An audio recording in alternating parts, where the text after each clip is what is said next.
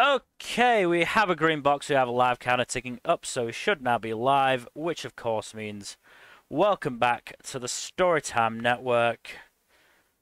It is June, it is the month of Pride, it is the month of LGBTQ+, uh, what word It's do I also my want to dog's use here? birthday today. Well, that's a plus. Is your dog, Ace or Arrow? I mean, she has been spayed and neutered and all that. I don't Eh, know which one is which. I would Female not dog. put these things on the same level. yeah. No. But Just because Uh, she doesn't have the equipment doesn't mean she doesn't want to do it. I mean, she's not shown any interest before, so, you know, there's that. okay, someone has speakers on because I'm hearing everything twice. I don't have my speakers on. Maybe it's a sensitivity. Oh well.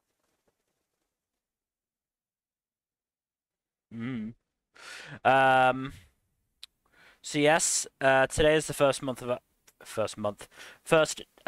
stream of our Pride Month lineup. And as you may be able to tell from the text and the Foundation. The flags. the wonderful flags we have up, we are discussing aromanticism and asexuality. Specifically, whatever rep we can find of them, and the tropes associated with them. They're not the most common identities, We're gonna as have it to turns pull out the out. big old Inspector Gadget magnifying glass for this one. Yeah, I mean it's one of these things. Like in a way, everyone is ace until they are not. Yeah, that should. So It's asexuality also, is a like, yeah. spectrum. I mean, like yes, a lot there of is things. also that. No, I'm speaking like from a media representation perspective, not in real life. Of course, everyone identifies what they identify as. And personally, I identify as asexual, but I also have a very strained relationship with that particular phrase. But whatever, I don't want to tread out my thing here. No, in media, I mean, everyone is ace until they are not, because in many types of media, especially stuff like Western Adult cartoons, shonen anime, stuff like that, sexuality and romance just doesn't matter until it does. Like until the last 5 chapters when the hero gets a girl. Or a boy, mean- that doesn't even matter. It's just up to that point. Like that's not even the last chapter. That's like somewhere before the middle of the series. But Goku never showed any interest in anything, and then he got married and had 2 kids. Like that's the thing. I mean, so I would just like to preface this by saying, if you want to go off on a rant about your problems with the term asexual, feel free. No, not with the term asexual. With the specific phrase, I identify as asexual. And that's my thing. I can't speak for other people's experience, but like for me, I do identify as asexual, but also I don't identify as sexual. Like the fact that I'm asexual is so not part of my identity, because by the nature of the thing, I don't care. Yeah. Like that's my weird relationship with that phrase. But again, I don't think that's. I'm happy to talk about it, but I just don't think it's very pertinent to this discussion we're about to have. No, what I meant to say with all this stuff I was talking about was everyone is asexual until they aren't, which is on the one hand good, because again, if that's an important point of relation for your character, then some people won't relate to it. But at the same time, of course, when you're talking about representation, you're talking about specific representation. You're talking about characters who embody something, and not characters who don't have a trait. Yeah. And I think that in and of itself is something that is... It's very tricky to write around and write this, but it may not seem like a big difference, but there is a difference, I think, between an absence of any sexuality and asexuality. Yeah. From a media perspective, From a absolutely. media perspective, yes. Yeah, no, absolutely. That's essentially what I meant. Some series are just straight up no hugging, no kissing, period, and Exactly. that goes for a lot of children's media, especially. And like, Yes, and it's very that's- easy to read asexuality into those characters when, in fact, it's like there was never going to be any focus on romance in these media. Exactly. Like this show would not be any different if this character were asexual, bisexual, heterosexual, homosexual. Because it just doesn't matter for this. Yeah, it's not what the story is focusing on. These stories are about friendship and adventure. Yeah. Listen, let's not get into friendship until we talk about the Yuri manga sample in a few weeks. Oh God. Friendship is its own can of worms that is very... No, as I said, like, everyone is asexual until they are. Like, today, I learned today, apparently this has been known for a few years because the creator said it at a con once, but I learned today that one of the gargoyles is homosexual, and I always thought that particular gargoyle was a pretty good bet for asexual, but apparently he's homosexual, and that's what I mean with everyone is until they aren't. Yeah. I mean that's Lexington, by the way. SquarePants is asexual. Yeah. I feel like, okay, I don't like using the example of SpongeBob SquarePants because he's very obviously not an adult. Like, I know he's like he's 5, legally an adult, but very obviously he is not an adult. He is not adult behaving. He's not adult coded. Yeah. I don't think he has like adult cognition or capacity either. He basically acts like a teenager, a very immature teenager. If that is a thing you want to do, I think there are more interesting queer readings of SpongeBob than making him asexual. That is also true. No, it's Stephen Hillenburg. It's Stephen Hillenburg outright stated that he is asexual. Yeah. That might actually bring us into another thing about the wording and the phrasing. Often I feel when people say, especially in a media analysis kind of way, when people say someone or something is asexual, they mean that thing we said before, where just for this particular piece of media or story or whatever, it just doesn't matter. And that's how I read the statements concerning SpongeBob. Like, SpongeBob doesn't... It doesn't matter if SpongeBob wants to fuck Patrick or Sandy. The fact is that it just doesn't matter for the type of show SpongeBob is. No, that's understandable. And a lot of the time, if he was like bang someone, he would be banging Squidward. Let's not get into that. Squidward would not allow that. I'm not a SpongeBob shipper. I don't know. I haven't seen SpongeBob in probably 20 years. God damn it! Now I'm curious.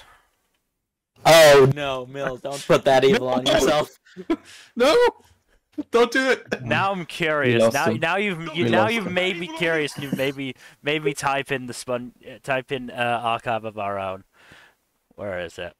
We lost him. I'm glad I added that to the soundboard. Wonderful. But yeah, no. Speaking of Western animation, there have been a lot of good examples recently throughout Western animation, like Lilith in the Owl House. Apparently, one of the characters in BoJack Horseman actually has like a dedicated storyline to him. Okay, let's not talk about that. Days. That is a very awkwardly handled thing. So they tried. I just don't know whether. I mean, if it's a sincere effort and they actually put effort into characterizing it, I do think that is at least deserving of some lauding. It's BoJack Horseman. Like you shouldn't expect it to be either particularly also just not particularly careful with its subject matter. Like, BoJack Horseman is a brutal show, and very deliberately so. Oh, I know. That's why I've never watched it. I didn't. Frankly, I enjoyed all of it. Like, it made me feel terrible, and I never watched it again. But I loved it. I mean, like, it's one of those like bias, like collateral damage things where the two major examples of asexual people on that show were the resident idiot and the who is not really the resident idiot. Like, that's that's a thing. Like that character goes through a lot of development, and at that point in the show, he's still kind of the resident. Yeah, I mean, he is. I'm not denying that. Speaking of resident idiots who are not actually idiots. Just to interrupt. Damn it! Oh no! A good transition. SpongeBob/Squidward 256 out of 768. Why are we doing this? By far the highest. Of course. Don't put that evil on me.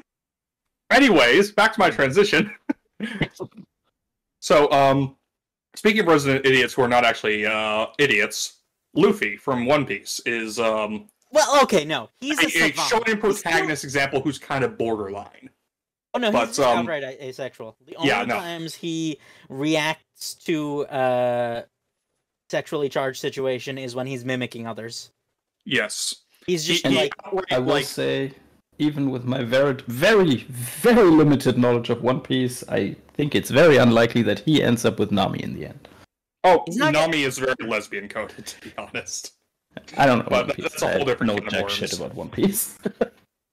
That's a whole different can of worms. But yeah, Luffy is like probably the strongest argument for an asexual protagonist in a shonen story, partially because Oda's said that Luffy only loves adventure and does not have any interest in romance whatsoever. And I think, okay, so Luffy, and I think to a certain extent the SpongeBob example, does bring us to a very important point. Mm-hmm.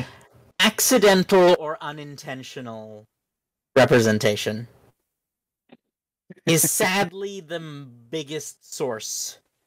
And I will say, in that regard, often with a very unfortunate side of making it a thing where the character is just very childish. Yeah, very like, childish and pure and just don't care about sex, and implying that's why. There's also the quote unquote fun trope of asexual individuals being more interested in food than romance, which is kind of an iffy trope. That's not entirely untrue. It's not untrue. At least in my personal experience. It's a big part of the thing with Jughead's character in the Archie comics. He's asexual in the comics, and but one of his biggest characterization points is that he prefers food to talking about romance. Yeah, that's a joke. That's just a weird thing. It's a weird thing that keeps coming up. I mean, this is so weird because here's the ace person trying to understand non-ace people trying to understand ace people. If I were in a situation where I had to make a character talk about something, and that character something that is very important to me is not important to that character at all. Mm-hmm. I need a fallback, and I don't know, all people eat food, right? Yeah. Food is one of the most relatable things a person can have. Exactly. That's the thing. Okay, what can I have this guy talk about? He can't really talk about women because he doesn't care about women or guys. I don't want him to talk about. Exactly. What do we do? I don't want to talk about work because people read this to have fun. I don't know, food. Sure, why not? Yeah. And also, you can't really talk wrong about food. If you were to talk about, I don't know, music or drawing or whatever, then you could make factual mistakes. But if he just talks about food, that works. It's a very easy thing to not get wrong. I'm not saying that's why it is, but it's just I can see that happening in the brain of someone trying to. All right, so let's play a game. The game is try and guess Fuzzy's demented train of thought. I don't like this game. Don't we always do this? The talk about sex and food gave me a craving for sushi. Wow. Sex and food to sushi. Go. Little Mermaid. Wow, that is. I'm not thinking anything I want to say on stream.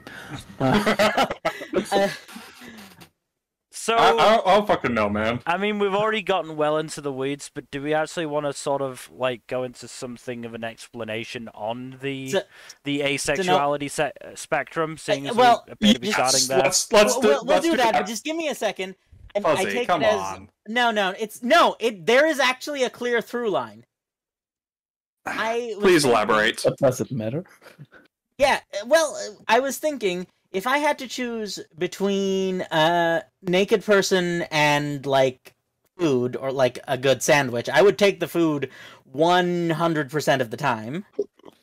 No question. And then I got to thinking, isn't there that thing in Japan where they eat sushi off of naked person? Yeah. And then I was like, I could really go for some sushi right now. Like, without naked person involved. That makes sense. I can understand that train of thought, I think.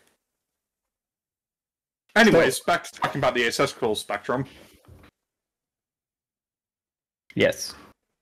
So, from my understanding, asexuality is a spectrum running from full asexuality, never feeling any sexual attraction whatsoever, to full allosexuality, just feeling, which is incredibly horny all the time.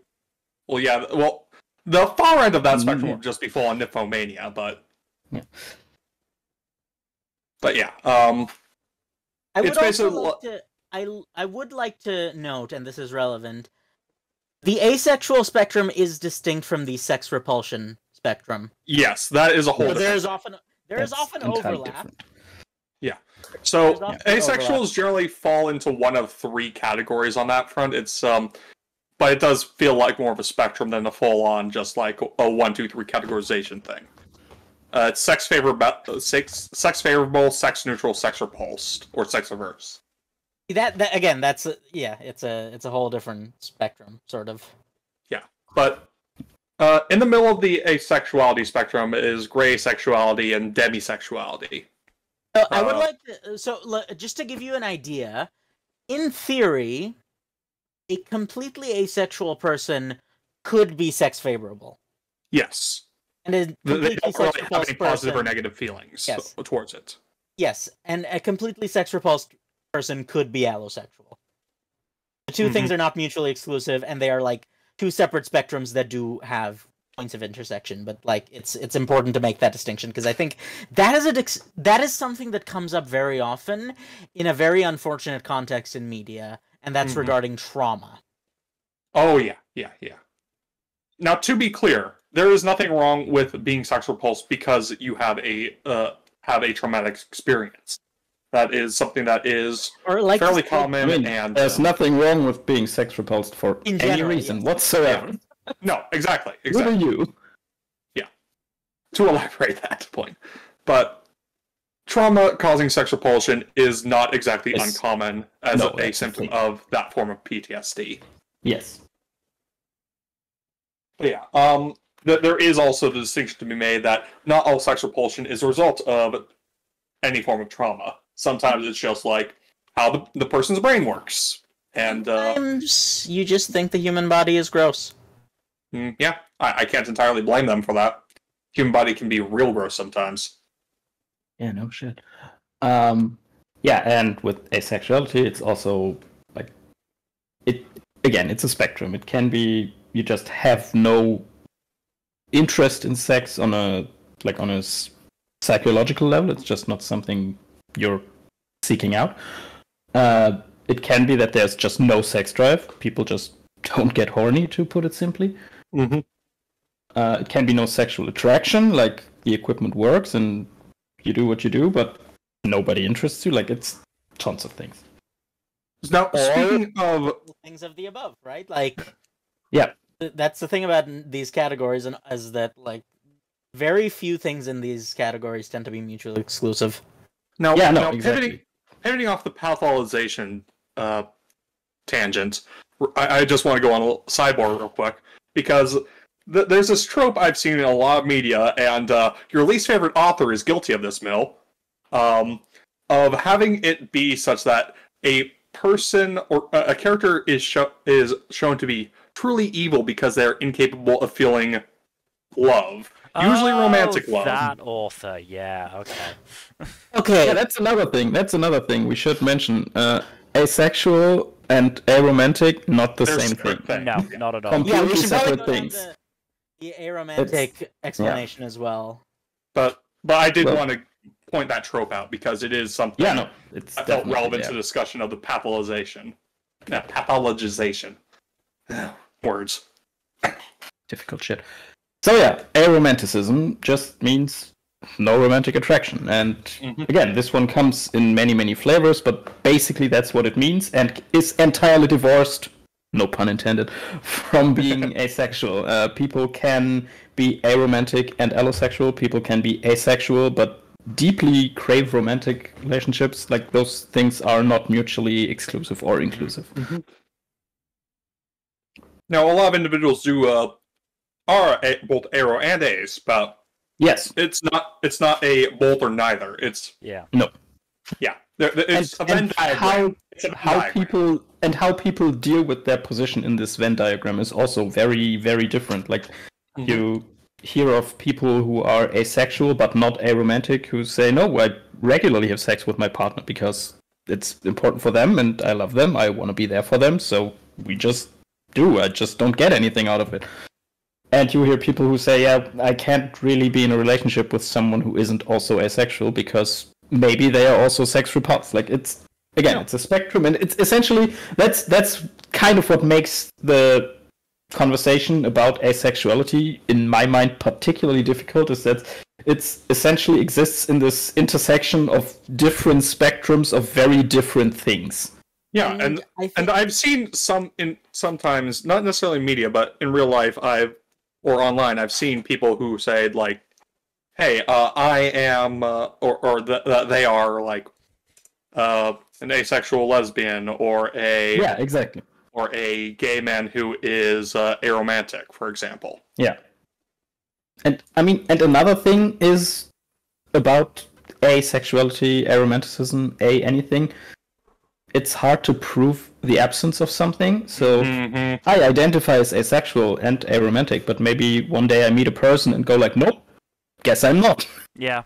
Well, that would probably make you more demi, wouldn't it? That would probably push me in the direction of demi. And to be perfectly honest, which harkens back to my difficult relationship to the phrase I identify as asexual, by the time I'm getting to discussing demisexuality, for me personally, I'm not talking like other people, do you, but for me personally, I don't care that much. It's like, it's also, just how it is then. I found a honestly well-timed meme that I've just seen. Oh boy. I will. Is it the because global warming meme? Yes. Yeah, I saw that earlier and thought, well, that's oddly prescient. I will post it in the chat nonetheless, in our Discord chat. But yes, it is that one. Yes, I saw that too. Yep. That's great. I would like, so on the subject of like why the conversation is difficult, there's also the issue of it is something that is still to a large extent considered culturally alien. Because it is so hardwired into the collective consciousness that, okay, humans are social animals, therefore they will mate, or they will pair bond, or like establish herds, and there will be romantic or sexual or both interactions. And that's just not the case, but it's just become so ingrained into the thing is, I think, and that kind of goes in both directions. It's kind of like describing sound to someone who was born deaf. It's just there isn't really a baseline to compare things to, because how do you even describe this thing that the other person's emotion don't encompass? Again, in both directions. Like, I can't explain to you the absence of air, because without air you don't exist. I mean, it's like trying to explain color to a person who is colorblind. Yeah. And also the other way around. Like, a person who is colorblind can't explain to me how they see the world, and then I understand. Like, it doesn't work that way. Mm-hmm. We can all try and find common ground, and of course we do. And but what's interesting is that this is even the case for people who are on one of these many spectrums. Yeah, no, absolutely. Like I'm gonna use that meme as a jumping off point, actually. Just to explain really quick, it's a guy being bisexual saying girls are hot, guys are hot, why is everyone so hot? And the asexual says global warming. But the thing is, I know that exists, but for me it's very easy to tell if someone is attractive or not, of either gender. Like, I don't know, maybe I'm a bisexual, asexual. No, that's the thing, right? There is a difference between aesthetic attraction and or aesthetic appreciation and sexual attraction. Yeah, and I think that's something a lot of people can't. Like, I remember like talking to this was a while ago in high school, in like a long time ago. I was talking to someone about it, and I was like, well, I can have a certain level of aesthetic appreciation for people regardless, and he just couldn't get that through his head. Yeah. It just was not. It was not clicking for him that, like, how can you not be attracted to someone, but like appreciate them still aesthetically? Find them attractive. Yeah. Yeah, you're right. Exactly. Yeah. That's like one of. Yeah. Also, like, Go ahead. It's funny when you talk about it like that. It sounds terribly shallow. Exactly. Oh, absolutely. Right? But also, I was gonna say this as well. Is even for a lot of people on the ROA spectrums, they don't know until they've tried. Yeah, I get. Yeah, that's the thing. So it's like they like will not be. They cannot be sure until they've like either been in a romantic relationship or a sexual relationship or what have you. Because and again, so as that that confuses the issue further. Yeah, it's the absence of a thing. Yeah, because there's a lot of people who so let me just explain my scenario. I am pretty sure I'm somewhere on both the Arrow and A spectrums. However, and this goes back to your issue, Lore, of like identifying. I can't in good conscience say that I identify because I just don't know, because I've never been in a relationship. I just, exactly. Like, who knows? Maybe I'm not on these spectrums, but I have no idea. That's just my best guess.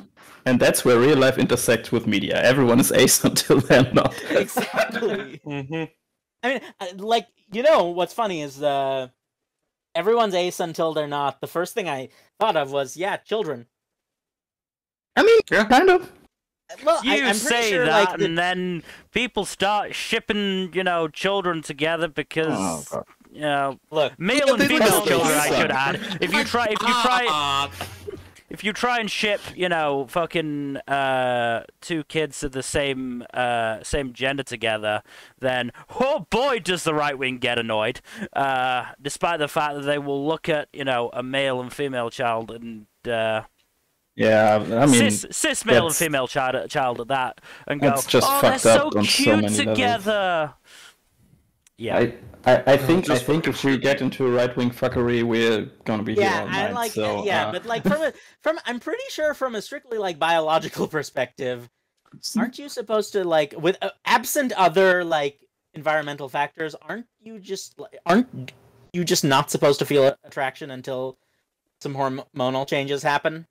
I don't know. I believe that's the case. If I remember I remember being a kid and feeling some degree of romantic attraction at the very least. Well, no, I'm talking about the sexual side of things. Yeah. And I think the romantic you don't side of really things have a is... sex drive before you hit puberty, yes, I don't think. Exactly. So it's like, you're basically everyone's asexual when they're born. Until they aren't. Mm-hmm. Yes, exactly. Yeah. Well done, me.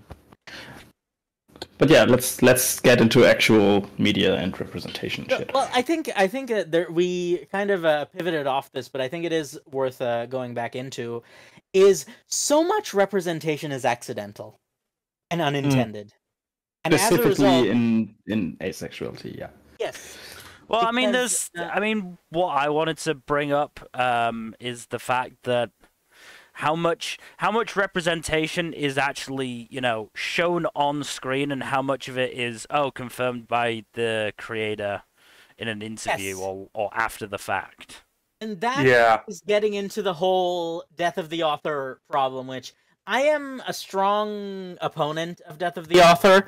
However, there are cases where I'm just like, my brother in Christ, have you watched your own show? Yeah. Because it's like, there are times when the author makes a statement, except they're basically what they're telling and what they've shown are very are contradictory. so wildly different that it makes it hard to find them credible. Yeah. Like, you have... Well, I think in terms of representation, it's best if the things fall together. Like, but also in like I think okay, I'm gonna get a little bit philosophical here. Good representation is when a character on screen clearly belongs to a group. That is good representation, because then that piece of media clearly states these people are welcome here. Or it's bad representation if it's a villain who dies in the first episode, but you know what I mean. But for a person of a marginalized group to feel represented, that doesn't necessarily mean it has to be representation. Because I can watch something and say, hey, I can kind of relate to that, and that's no one can take that away from me. That's where Death of the Author very much works for me. Yeah, I personally prefer to only apply Death of the Author when the author is being a dum-dum. That happens more often than you'd like to think. Don't get me started on that. Yeah, no, However, let's not get into... I went to the, out of curiosity, looked at TV Tropes, and I did see something that reminded me of something important. There is a distinction between asexuality and celibacy. Yes. That is another thing that often is absolutely, yes. You can absolutely Celibacy is a be choice. allosexual and be actively celibate. Yes, celibacy is a choice. You can just do that. I don't know if you can just do that. Allosexuals enlighten me, but I'm sure it's not easy, but It's not easy, no. But you can do that. Well, sometimes you are celibate not by choice, but by circumstance. Yes. And then you're called. No. You're treading on dangerous ground with that. Yeah, I know. Jack. No, I'm not. Is it incorrect though? I know. I'm not doing it. No. I think harkening back to what I said about like representation and feeling represented. I'm going to go into a piece of media we're definitely, I think, almost certainly going to talk about, which is Bloom Into You. Yes. Yep. Because many people, I'm not talking about him. Many people thought that you was asexual for a large part of the story, and that is feeling represented, and you can't take that away from them. But I saw some of those people who were then disappointed when that wasn't the case, which you can argue if that was rightfully disappointed or not. No, because I don't think so, because the series was very clearly built as what it turned out to be.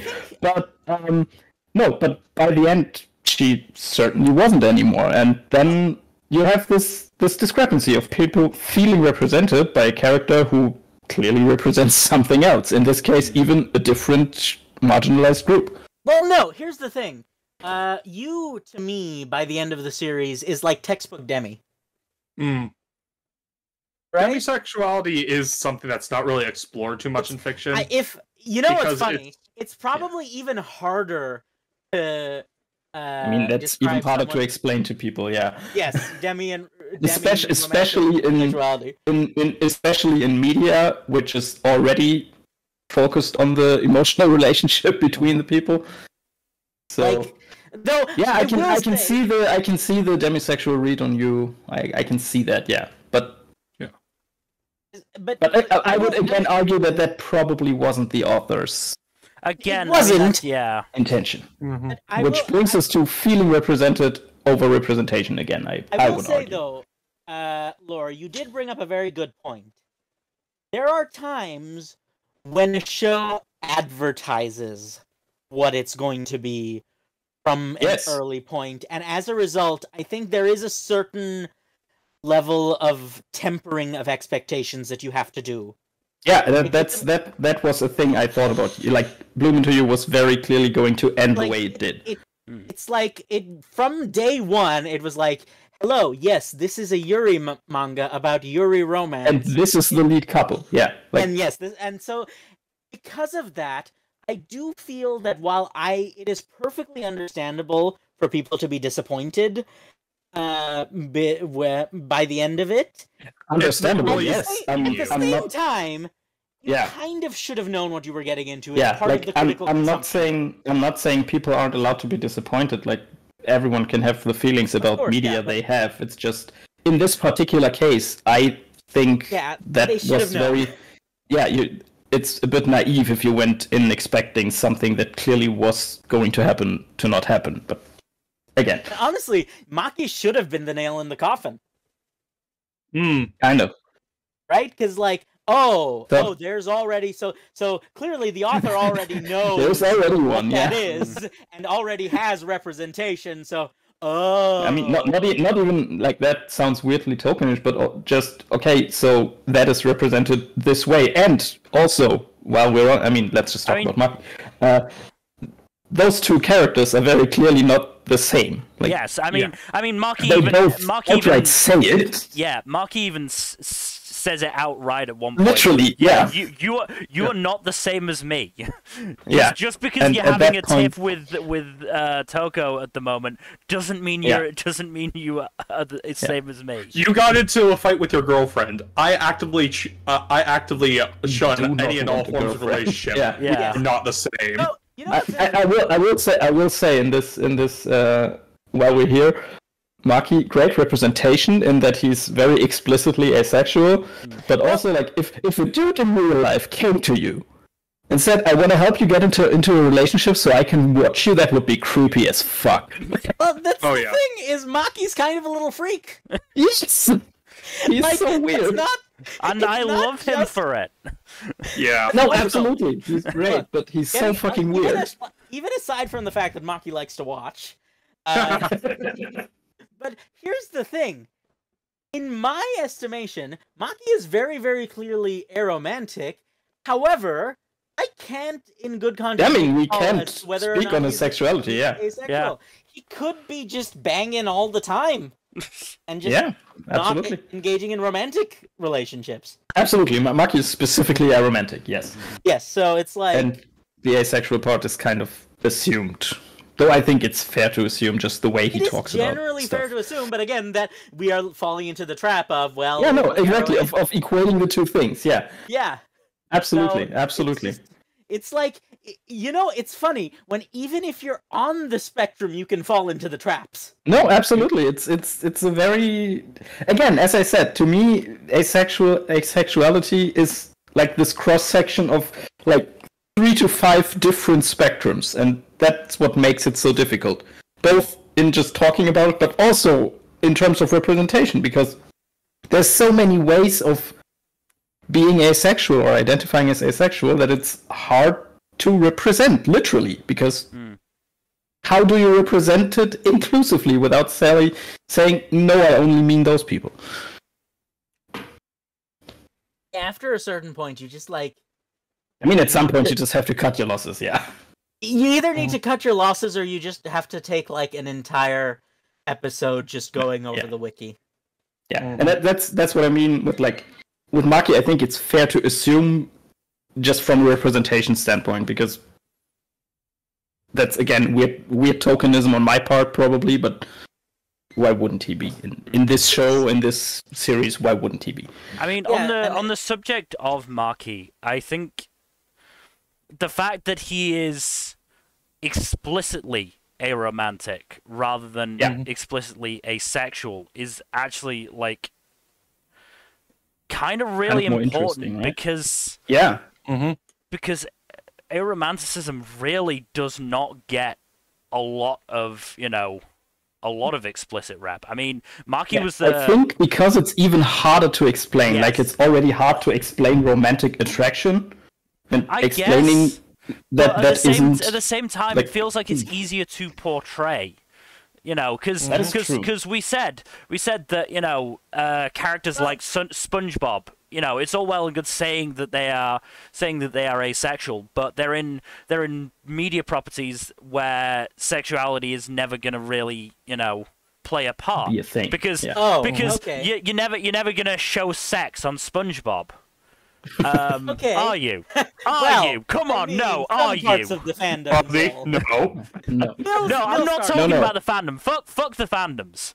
Okay. No, you're correct. You're correct. There's never like even implied sex in SpongeBob is basically not a thing. Yeah. Whereas, Whereas, you know, move away from the children's shows for a minute. I do have a point I'd like to bring up that make me so mad. Which is? There is a very common trope, and you guys are going to recognize it the moment you see it. The playboy or playgirl who sleeps around and has no interest in romantic relationships, and then suddenly they meet someone and they're like head over heels. Oh yeah, the one true love who Yes. makes them suddenly feel romance. Yeah. Again, And though, it's like- would that not be something like demi-romantic? It could, but it's never usually portrayed that way. Again, though, this is the the element of nobody fucking knowing the spectrum. Yeah. Yes, but at the same time, there are many times, like, there is always with that trope the subtext that, oh, they're not aromantic, they just are, like, repressing, or they have trauma, or they Or have they haven't found the right person yet. Yeah. No, Yeah. if it's just that they couldn't find the right person, that would be one thing. But almost universally in these tropes, there is something wrong with them until they meet the right person. Yes. Okay. Yeah, I yes. mean, that I agree the with. That I agree I with. take It kind issue of with. goes into that weird thing of pathologizing every deviation, like all gays are promiscuous and stuff like that. Like it kind of goes in that direction, right? Mm-hmm. Which is, Yeah, of course, I think- unfortunate. But also, I am going to go out on a limb here and say it's a very charitable read to read that part before they find their one true love, quote unquote. To read that as a romantic representation, like. It is definitely a level of interpretation. I mean, for a lot of people, that's the best they can get. Mm-hmm. Yeah, no, I'm not saying it's no fair read. I'm just saying it's very charitable to say Barney Stinson is a romantic. But like, Oh God.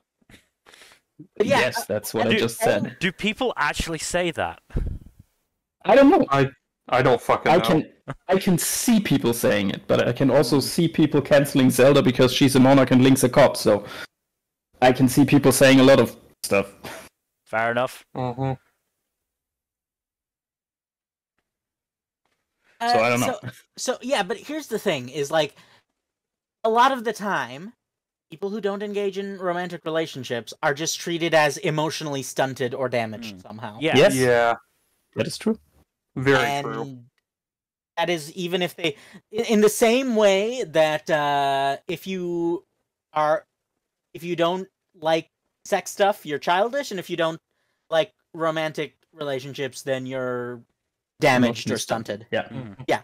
So, and that's something that is just, I mean, we were bringing this up. Goku, and sadly, to a certain extent, Luffy are prime examples of this, right?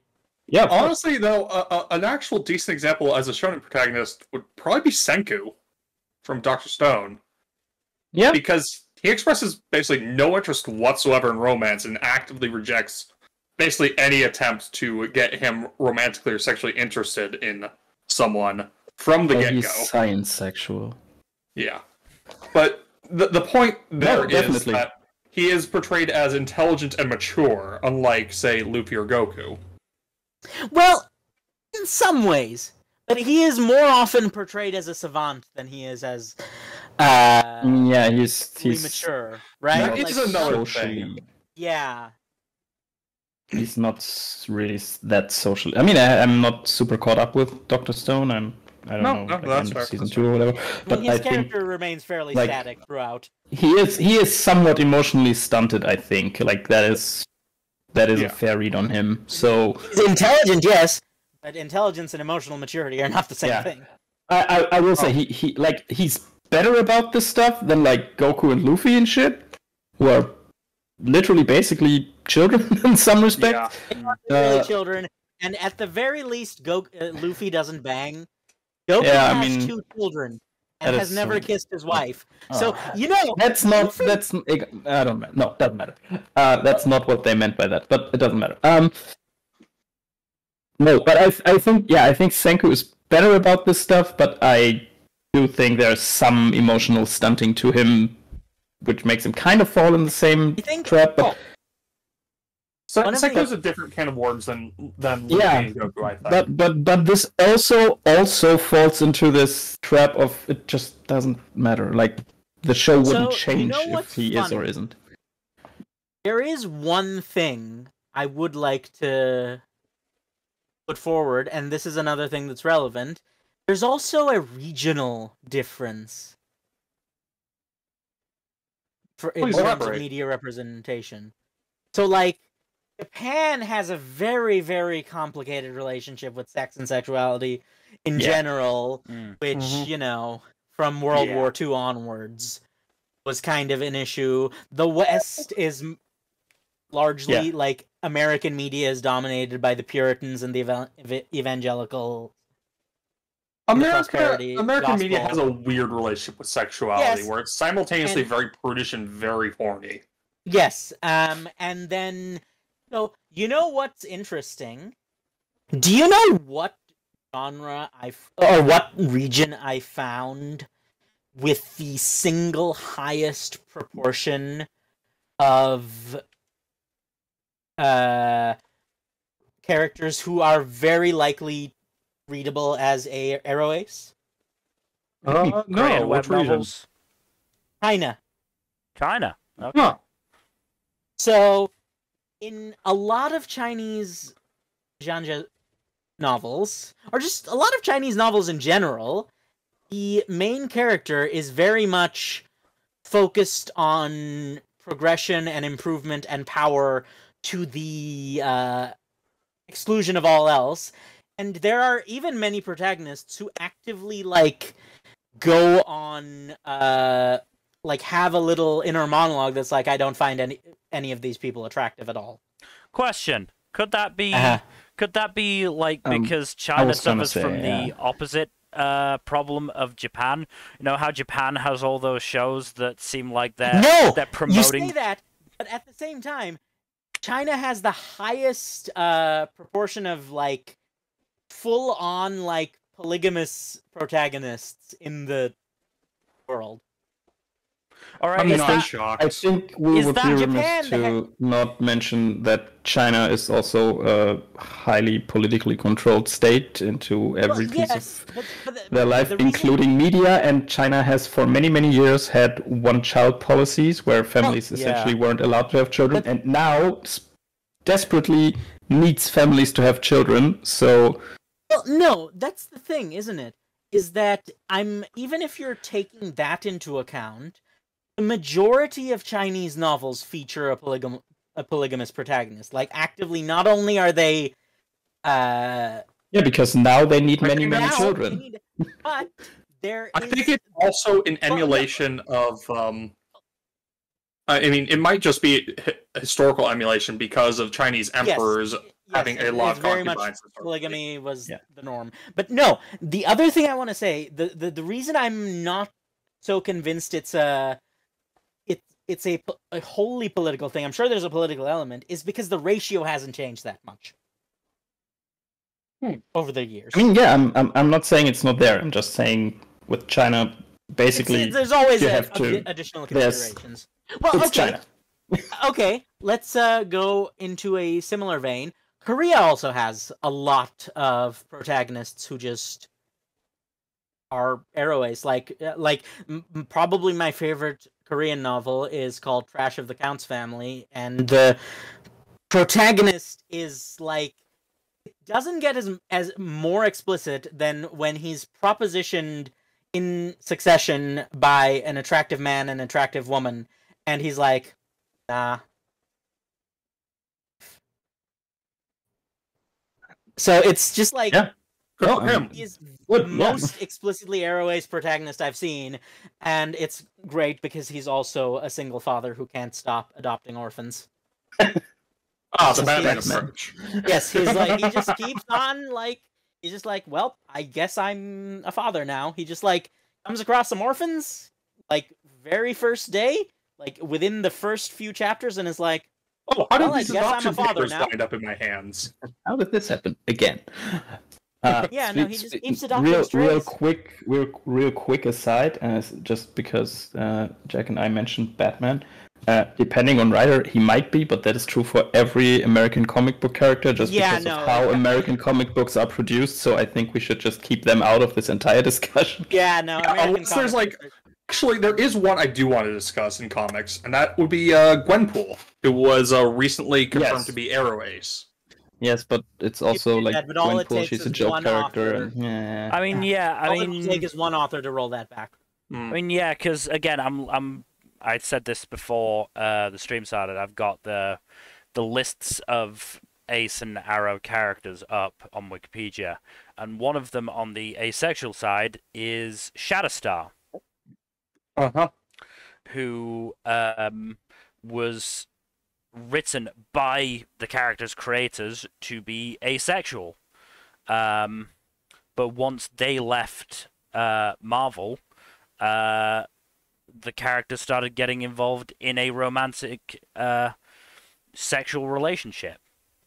So so there is no the way safety American when it comes to comics are produced. Showcase Sada is involved with this. I mean, bullshit. of course he is. I fucking hate that the way man. American comics are produced makes it very hard to say basically anything. I mean, about the characters, because none of it will remain true forever. I mean, and that's fine. That's just how that medium works. It's really in any medium where it involves licensing the property to people, or like having multiple authors. Like, you want to know another example of this that I don't know how? It's definitely not relevant to Mill and Jack. It might be relevant to Lore. I don't know. Magic the Gathering had a character where there were two books. There was one book series written, and then there was a sequel series to that book series written by a different author, and a character went from a lesbian in a committed lesbian relationship to thirsting over muscular men. Yeah, no. Which one was this? Chandra from Magic the Gathering, I believe. I believe it was War for the Spark was the first novel, and then sequel War for the Spark Aftermath was the novel where the author was just like, haha, no, she's like into men, apparently. Fucking asshole. No. I think, and I honestly mean this. This is not a joke. Like, literally mean this. All American comic book characters, the big ones, Batman, Superman, Wonder Woman, everyone, and the smaller ones too, should just be bisexual. Because then if the author wants to make something of it, they can, and if they don't, they can just ignore it, and whatever they want to do, just fucking do it. Do you have any idea? It doesn't, like, canon is so fucked up at this point. Do you have any idea how many stories there are out there, not official, obviously, fan fiction, fan comics, and what have you, in which Superman and Lois Lane decide to have a foursome with Batman and Catwoman? I am not shocked that those exist. I can find out if you want. It tends to devolve into Lois and Catwoman just kind of watching from the side as Batman and Superman Bruce and just Clark go at it. There have been a few Batman authors, from very, very bad ones to not that bad ones, who said different versions of the phrase, well, life might be easier for Batman if he were X. Be it gay, be it asexual, be it whatever. And I mean, look, if you go by a dynamic duo sexual tension, Batman and Superman have got to be pretty high up on the list, right? Honestly, sure. I feel like don't it know, would like- be it is a horribly underexplored plotline. The idea that Bruce Wayne covers up the idea that Batman may visit the Batmansion by suggesting that he's a friends with benefits relationship. Easiest cover up ever. Yeah, why Easiest. No. But yeah, I think this, like, again, this was not even a joke, because like comic book writers cycle. That's just how that industry works, and different writers want to focus on different things. So it should just be a free for all.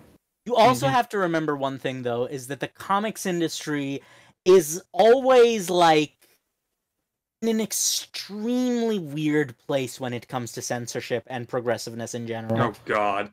I mean, Don't even yeah, get of me course, started on fucking comics code. but I'm thinking of Tim Drake. Tim Drake, a character who existed since like the mid '90s, who recently came out / was made bisexual, and that's great because Yeah, good for him. like he's currently in a relationship with a guy, and that's great. If another author comes in and is like, I don't really know what to do with that, he can just ignore it. If someone else comes in and says, I have this female character who I really ship with Tim Drake, they can just do that. The Kate Sauda type. But at the same time, comic books have a lot of sacred cows.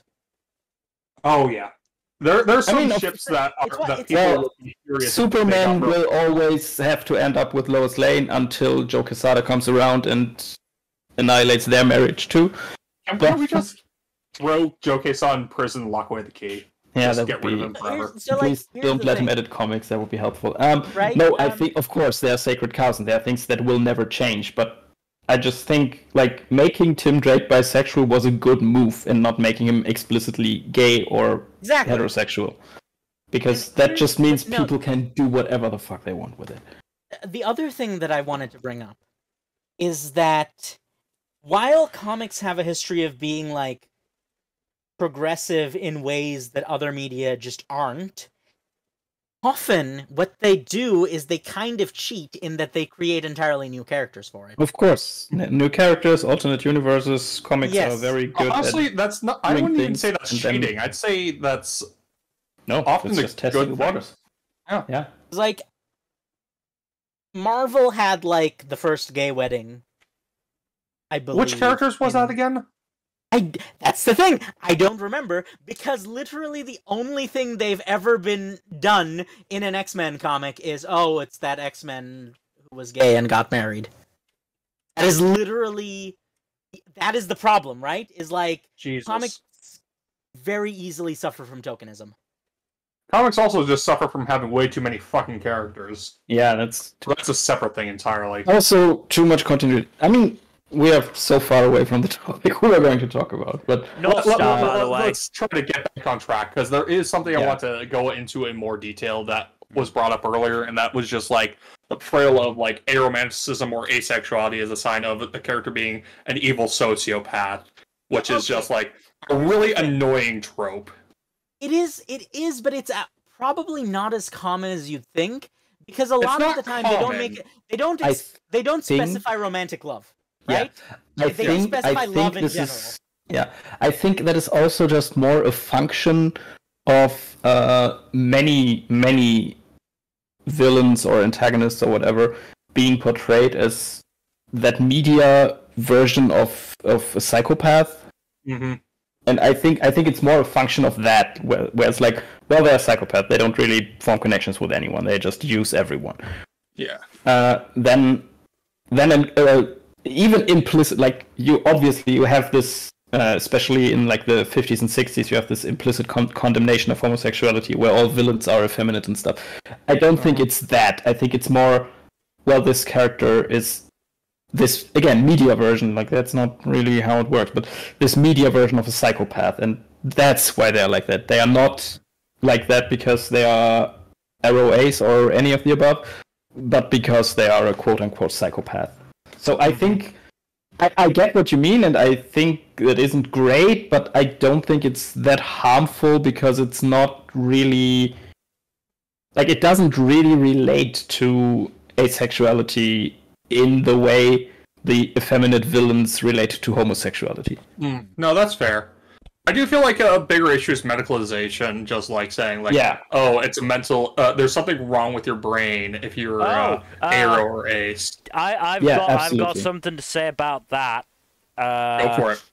Because I was, during the first summer of the pandemic, after I'd finished my degree, I was rewatching House, the medical TV show starring Hugh Laurie.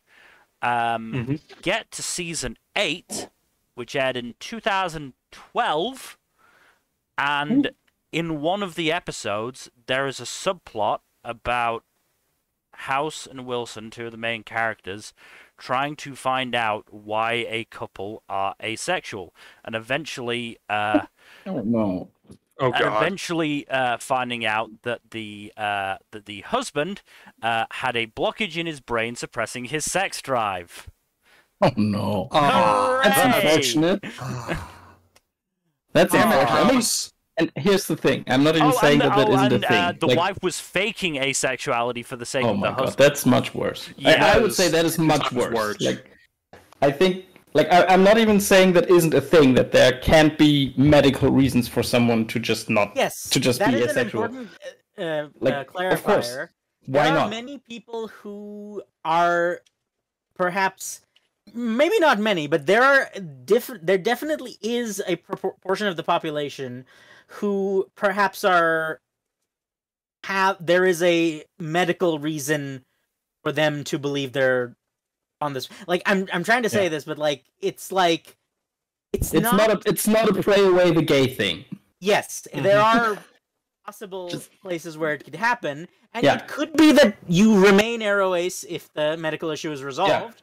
Or not. In which case, sure. But there are people who, after a medical issue is resolved, realize that it may not be ARO-ace. And so that is a thing that happens, which is fine. But I absolutely agree, and I would also you should not pathologize it. There is also the fact what House did there isn't great, because again, you should not pathologize.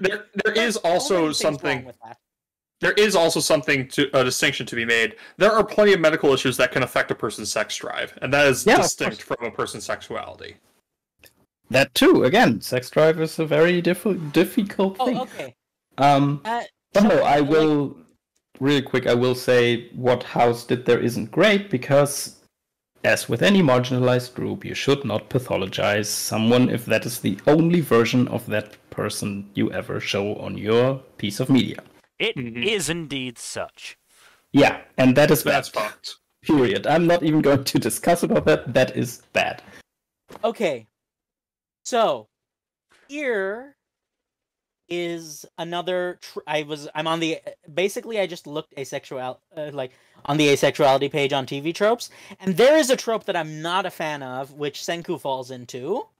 Celibate eccentric genius. Yeah. Because there is a certain underlying implication there that, first of all, there's a lot of implications there, but I take issue with both the eccentric part and the genius part. Yeah. Though the genius part more often falls into like neurodivergent people being like wonderkins all the time. Yeah. Which is a whole different trope. And then there's the whole eccentricity part where it's like, oh, they're so wacky they don't want to engage in romantic or but I will say here's the thing about eccentricity. Apart from what media will have you believe, most people who are described as eccentric do not view themselves as eccentric. Exactly. Yeah. No, they think they're normal because exactly. So saying someone is eccentric because they are asexual is something I can see happen in real life. Like that is someone's eccentricity that they don't because that person obviously doesn't see it that way. For that person, it's just normal, but to someone else who ascribes the trait of being eccentric to them. So I don't think that is that bad. I have more of an issue with the Wunderkind bit. Yes, because that is weird. I mean, I wish it was true. Sadly, it's not. Oh no, unfortunately. No, but I think but I mean, in the end, I'm arguing semantics here. But I think eccentricity is okay just because eccentricity is something other people ascribe to you. Mm-hmm. Like, I don't know, maybe someone calls me eccentric because... In real life, yes, but oftentimes in media, that's not how it shakes out. That's the issue, in media and representation. You don't really want that. You would... I mean, I'm having many things tumble together in my brain. But it's also one of these things, like, with Senku specifically. He shows zero interest in women, he shows zero interest in sex, and frankly, from the way the show has been written, and I assume the manga as well, I don't think he will end up with anyone. No. But there are more than enough pieces of media where that character, in the end, absolutely gets paired up with someone just because that's how things end. Yeah. Mm-hmm. And that is so weird. But to, sort of spoil it, no, he does not end up with anyone. No, again, that would have surprised me from how he's written. Yeah. Yeah, it's one of those things that's where definitely a thing. Like stupid example because it's a bad show, but like Sheldon from Big Bang Theory, no, of course. But in I think in the very first episode, even, or maybe in the first season, like in one of the first episodes, there's like a thing where someone asks, like, "What's his deal?" and everyone says he probably doesn't have one. And again, everyone is ace until they aren't, because as far as I'm aware, by the end of the show, he got also paired up with someone. He's married and with a child, really? possibly. Jesus Christ. To a woman, no less. Of course. Naturally. With an openly gay actor. Great job, fucking TV. Oh my god. Why do you expect anything? Why do you expect anything good with from Big Bang Theory? No, I don't want to talk about the Big Bang Theory. It's just an example of that Senku type character. I mean, sitcoms in general. Randomly being paired up with someone. Sitcoms in general, right, are still kind of like. Here's the thing. This is something that pisses me off in general, but their standard sitcoms have not changed since I Love Lucy. Yeah, pretty much. Literally, the only sitcoms with any sort of progressive representation are series where their entire thing is, oh my god, look at me, it's progressive. Look at this gay person. Yes. Yeah, kind of. I think that's... Well, I mean, I don't think I've watched a sitcom in the last 10-ish years, but yeah, I think you're not wrong. Sitcoms we do have sitcoms on the list of topics to discuss, so we can go into that, more in depth another time. Yeah. But I think one of the more awkward things with this is when this comes up in games. Well, romantic writing in games in general is a bit of an issue, right? Yeah, and like a lot of games, a lot of RPGs do allow you to play as asexual by just not actively pursuing romance. But again, by the thing just being absent and not by engaging with what that actually means. Yes, and that is not represent. I don't. No, exactly. That's what I meant earlier about like SpongeBob and shit. Like it's just not there. I don't give a fuck. Yeah. Of course, I can play Mass Effect and just never romance anyone. That doesn't do anything. But at the same time, I think. I'm sorry. I'm gonna let you talk. No. Go ahead. Okay. At the same time, I think, especially in like a post-BioWare world, as I would like to call it, because BioWare is basically dead. After we've had games like Mass Effect and Dragon Age and to an extent The Witcher and stuff, and it's just having a romance plot in your game has become much more common. I think at this point it's basically no longer possible to have non-explicit asexual representation in the game, because the game is either going to have a romance plot or it's not having one. Outside of side characters, basically, why isn't it here? Yeah. So I think at this point, if a video game wants to have the balls to do asexual representation, note to self for the game I'm writing for, it needs to be quite explicit about that. Mm-hmm. I think one of the games that Gen really loves shilling has an asexual party member. Outer Worlds. Outer Worlds, that was it. Yep. Parvati Holcomb. Yeah. I think one of the more difficult things when it comes to games is that there's a large element of projection. Yeah, that too. I mean, you just can't control it. If you say Yes. your character is ace, but the player is super allosexual, then they're going to find people in that game hot, and you can't really do anything about that. And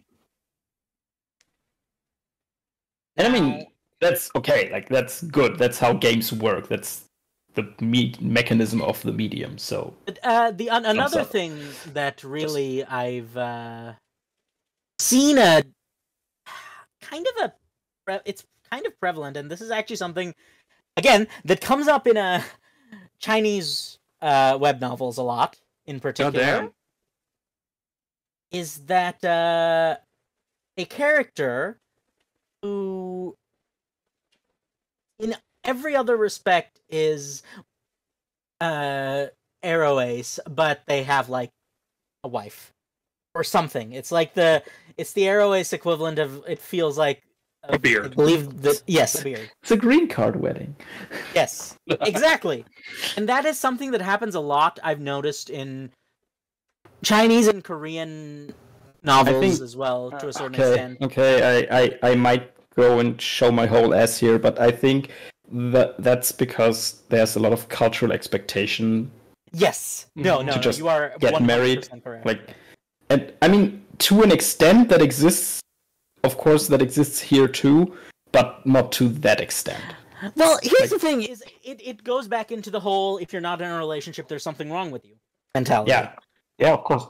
Right? Like there is a I level think, of cultural expectation that you will be in a relationship, even if it's not with, even if it's not het, you will have to be in a relationship somehow. Yeah. And Yeah, I that's think kind of like in Asia, it's even more like there's even more compet. So yes, no, it's very much basically in any collectivist society. Yeah. It is very much the idea of starting a family is seen as an obligation. duty, basically. Yeah. Yes. So I think that's where the married asexual or arrow ace specifically comes from, where it's like, well, also again, this is weird, but also like depending on what time period what you're reading is set in, there might be an element of arranged marriage and shit like that. But yeah, those are always don't fun get plot me devices. started on Sanderson. Sanderson's a whole different can of worms. Do we want to get onto that kind of worms? Is it I don't know irrelevant? if he really has any ace characters, actually. He does. Didn't think Well, he does not, and okay, so he technically does. no, But they're not characters who have been explicitly identified as ace, are they? Well, okay, I need to switch devices real quick. 1 second, and then I'll go off and around. Oh boy. But yeah, well, with ace characters, there's also the issue of just like them being word of gayed as well. Like just getting after the fact, they're just said to be like, oh yeah, this character was asexual all along. Sometimes it's addressed that way because for whatever reason the creator didn't have time or space to actually address the issue and didn't feel it was like super plot relevant in the limited space they had. Yeah, that's the case with Lilith in the Owl House. Yeah, I know. I will say, so back to Sanderson for a moment. His only arrow ace representation are characters who are obligate arrow ace. The what are they called? The in Stormlight Archives, the form shifting people. Oh, the whatchamacallits? The those hive mind things, right? No, not them. Not the Shodell. The in Stormlight Archive, the insect carapace guys who are the Parshendi. The Parshendi. They have, their whole thing is that they literally shapeshift into a new form depending on their role in society. And those are all of their forms with the with the exception of the one explicitly for reproduction is termed by Sanderson as asexual, but I don't know that counts, really. That might fall into this thing that I said earlier, where people say of someone in media being asexual, just meaning sexuality does not figure into their function in this story. It's basically like discount lesbians except asexual, basically. Yes, because essentially with the Parshendi, they're either do not even have the equipment for it, or are perpetually horny if they're in mate form. Yeah. And like calling them asexual representation seems disingenuous, even though Sanderson and a lot of his fans have done that. But I mean, they aren't when there's a form with it. Doesn't matter. It's a weird thing. I mean, also at that point where you get into shapeshifters and stuff, like it goes into really territory that doesn't really fully apply to human experience. Really quick tangent that I don't want to dwell about. By this point in the Locktomb series, the concept of gender is just dead. Like, it doesn't exist anymore. Honestly, yeah. No, the author has thoroughly eviscerated the concept of gender and left its shattered corpse on the floor. In that same way, if you go into fantasy or science fiction literature and get into shapeshifters who can shift between sexes and sexual forms, and all that, a lot of it is just like gender fluidity. But I think at that point, like with what you just described, I think the concept doesn't really exist anymore because, like, what even is? No, that's the thing. It's so far divorced from our reality. Yeah, and then of course the author can come in and say, "Oh, but I was doing this," but they weren't. Like, sorry, but you weren't. Well, yeah. That is what the point I was trying to make is. Okay, sorry. Yeah, then I agree with you. Yes, at that point. If you have to jump through so many hoops to get an asexual character in your book, then just fucking don't. Yeah, my issue is not that the characters exist. My issue is that the author and the fans are claiming that this is representation. Yeah, no, that sucks. That's stupid. It's like I'm not blaming the characters. I'm entirely the author. Just put a guy in there that doesn't want to fuck. Jesus Christ. I mean, there's probably characters you could argue are asexual in Sanderson, worse it's just he hasn't bothered identifying them if they exist. But see, at this point, I would even say, no, you probably can't, because if he goes out of this way to write this and then say that is asexual representation, that means nobody else is, because then he would have just said that. Mm-hmm. Right? Like, he's kind of bad about this because he's also like made some implications along those lines about a character who was literally castrated as a child. I mean, doesn't he? I don't want to say hearsay, and I didn't really look into it, but doesn't he have this weird Mormon thing going on? Yeah, that's kind of weird on a lot of things in this area. Well, it's weird because he's like too progressive for Mormons. And he's not. He also really likes giving them money. Yeah. He's in a very weird anyway, I don't want to get into Sanderson specifically because I don't know shit. I just read that somewhere and didn't look into it because I never read Sanderson and don't really have an interest in it. I can't entirely blame you, honestly. Sanderson's work is dense. Yeah, it's just a lot. No, but I think to stay on your example, I think that's a point to make. Like if an author has to jump through so many hoops and then calls that representation, then I think it's fair to argue that no matter what they write, nothing else in this series is intended as representation, because they could have just said that. Mm-hmm.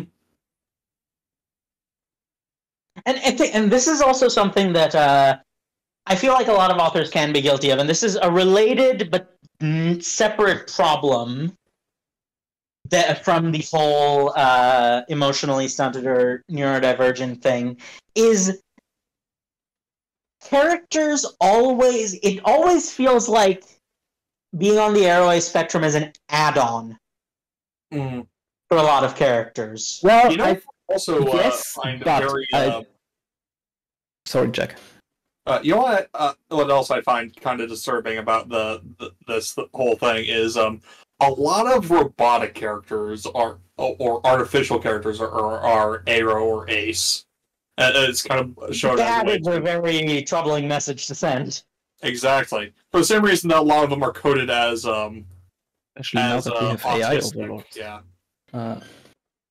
Yeah, I think real quick for the add-on thing, that is again something I can kind of see because that's my experience. Like as I said earlier, most of the time I don't really think about the fact that I am probably asexual.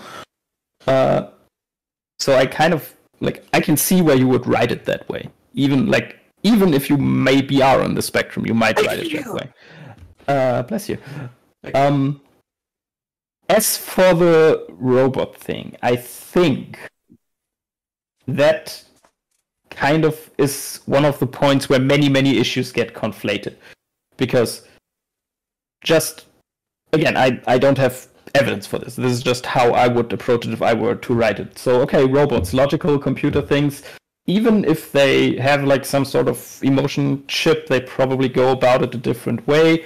Maybe they just don't feel romantic love at all, and well, Arrow and Ace is basically the same thing, right? So that's one side it comes from. The other is robots reproduce asexually. So can they even feel sexual attraction? Like, is that something in their quote-unquote biology? And Yeah, is it in their code, so to speak? In their coding, yeah. So I can get that. I think it's kind of ham-fisted. Again, it's not bad by itself. It's just kind of an issue when that's the only type of like. Again, just have a dude in your thing who doesn't want to fuck. Like, that's not that hard to do. Commentator made a good point of there's also the case of characters who aren't necessarily asexual being used as kind of like a symbol of asexuality, a la He-Man being a gay icon, despite there being no actual textual evidence of him being gay. Yeah. So there is that. It is possible for the reverse to be true of people taking something that isn't really intended a certain way and reading it in that way because that kind of goes with what I was saying earlier about feeling represented even if the representation might not be there. Like, yeah, no, exactly. Like, Mil, that's just what minorities do. We claim shit. I mean, that's why a lot of LGBT plus people have kind of claimed a lot of Disney villains. Because, yeah, exactly. Yeah. Mil, were you gonna say something? No, I'm happy just listening along at the moment. Okay. Yeah, I think that's again it is somewhat problematic that the villains are where you have to turn to for representation. Just like, of course. Well, I mean, let's be fair. In Disney movies, the villains are usually the most interesting characters. But no, of course. Putting actual Disney villains in movies. Yeah. Well, yeah, can't do that anymore. Stories work different today. But no, of course, that's what all marginalized groups do. They find what they can, they grab onto it, and they just claim it for themselves. And usually, sometimes there gets to be a point where they go like, "No, we do not claim this one. This one is evil. You can have this." No, but so I think that's just the natural part of the whole of the media complex, if you will. But no, I think to kind of bring everything together we've said so far, I think asexual representation in particular is pretty difficult to do, and that's not an excuse not to do it. No, it's just a challenge. It's a challenge because saying like of course, the vast majority of media is still heterosexual, but putting a gay in there is not particularly hard because you can say, well, it's like what you do, just different.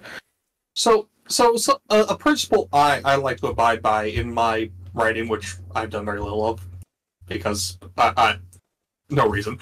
But a principle I like to abide by is for every example of a character that could fall under a stereotype for a minority group by either just being extremely stereotypical or being a villain, it's best to have at least two other representations of that minority who fall under very different archetypes and aren't stereotypical or super archetypal or too minor as characters. Yeah, but I mean, kind of countermand that. I get that, but at the same time, you kind of have to be careful not to fall into tokenism, right? Exactly. That's what I'm saying. You can't put it on a scale and go, well, I have one of these, so I need two of these. I'm not trying to say it to as a tokenization. I'm saying just to have a variety of representations of the same, a variety of representation, so that you're not just having just the one character. No, of course. I agree with you. It's just. I just find having like three different characters of a given group be like a good balance of having like, people can come in many different varieties, and this particular kind of person can also come in many different varieties. Yeah, of course. I just think. I mean, maybe depending I'm on just being too depending formulaic on about it. Exactly, depending on what you write, you still. And that is fair to say. Thoughts in a weird way, I guess. I think what I want to say is, and that is fair to say, even in regards to something as incredibly important as representation, when you write a story, you write a story first, and that's what you have to do. You have to make. You have to find a way to organize your thoughts when you're writing something, basically. And yeah. Were you gonna? You can continue if you want, Lore. Yeah, I think it's just no. I think that's it. It's not a numbers game. You can't sit down and say, well, if I have one here, I need one there. It's just don't be a dick about. That's fair. I think one of the things, and this may there is, I believe, a difference between tokenism and representation in a series where the focus is not necessarily relevant to the representation. So basically, if you're in a series where like banging people isn't relevant at all, right? And you probably don't need asexual representation. But it doesn't hurt to just have a character who's like, but even if it was relevant, I still wouldn't want to do it. It doesn't hurt, but it does hurt in that moment where you devote an entire episode to that, because you want to drive home that this character is asexual because you don't understand representation. Yeah, no, that's not how you do it. But like, if you just like, there as an aside, like, there's an example that is not related to being Arrow Ace, but in Owl House, Willow's dad's. Yep. It's not something you like focus on, but just like, it's a thing. It's there. It's rep. That's no. Sometimes representation is a very good thing to have. Yeah, I actually have an example that is related to being Arrow Ace. Is the main characters and is still very much background representation. And we will talk about this one later this month. Probably both leads in Donuts Under a Crescent Moon are asexual. Yeah, I believe they're both asexual. It never comes up until it never comes up until like the last chapter. Yeah, no. And they both just kind of say, I want to like kiss and have sex, and the other one's like, yeah, me neither. And that's it. Like that's all that's to it, and that's great. Yeah. Really straightforward. It's really neat. That is the sort of representation that's not necessarily difficult to do, and if you execute it well, it's basically low effort, high return. Exactly, like that worked super well. I recently reread the whole thing, and that worked super well for me. Yeah, and you know what? This is a meta comment but throughout this podcast, and especially up till this point, we've basically completely focused on asexuality. Yeah. Yep. And not even touched the aromantic side of things, which, that's like... Okay, I will try to justify that. I will say it's not great, but I will justify it. thusly, most stories are about romance. Like, yeah. Mm-hmm. that's Most just stories how it have is. romance elements in them, which Yeah.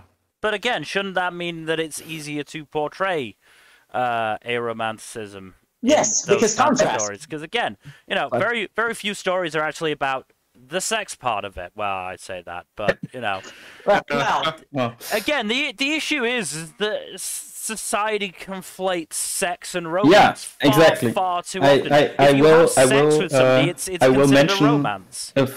I will mention a favorite series of this podcast here. We always love to hate it, Naruto.